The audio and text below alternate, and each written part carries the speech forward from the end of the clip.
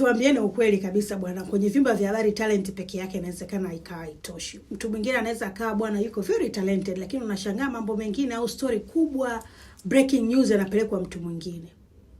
Kashangaa kwa nini? Na saa nyingine tena wanataka input kutoka kwako kwamba wewe nenda naye, wewe ukawe producer, yeye yawe presenter, au yeye ndo atakayemuoji huyu mtu fulani, lakini wewe ndo umproduce. Why? Kuna mambo mengi yanatokeaga kwamba mtu anaweza akatumia talent yako lakini anampa airtime mtu mwingine. Na la kwanza ambalo nataka tuliangalie hii leo ni sana muonekano. Muonekano wako unaweza ukakufungia vitu vingi. Na licha tu ya hiyo, lakini kuna point nyingine nyingi tu ambazo ni the darkest truth kuhusiana na media industry ambazo napenda leo tuzizungumzie. Ya kwanza ni kwamba watu wanakujudge wewe mwenyewe. Yaani hata kama una akili, niko smart, kama muonekano wako hauko vizuri, watu wanaweza kusema bwana huyu tumpe mtu mwingine, tusimpe yeye.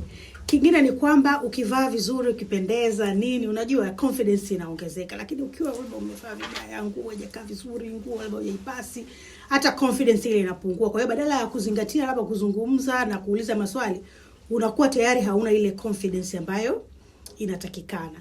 Kingine ni kwamba sasa hivi tupo kwenye ulimwengu wa social media Kwa hiyo social media pressure bwana, saa nyingine habari yako inaweza kuwa nzuri, media yako ikasema ngoja tu post hii kwenye social media zetu.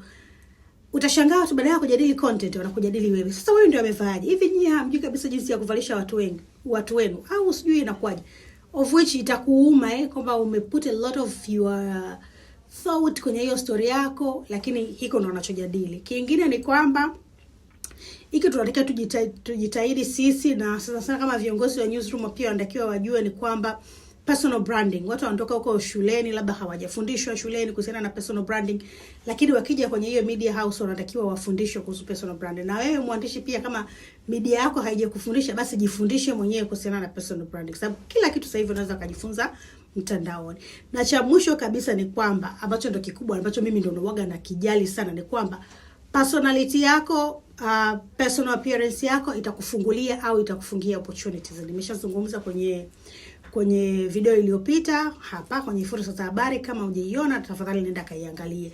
Lakini cha mwisho ni kwamba tusisahau, labda pia nadhani niongelee kwenye video nyingine, ni kwamba ukiconcentrate sana labda kumbe mimi nimefanyaje, nimeonekanaje, utasahau hata kazi yako unayofanya. Kwa hiyo moderate, hata kama unavaa vizuri ndo moderate. So unatumia hela zote, unatumia muda wote kuhakikisha kwamba nimevaa vizuri, badala ya kuangalia na mambo mengine ambayo yanahitajika. Okay?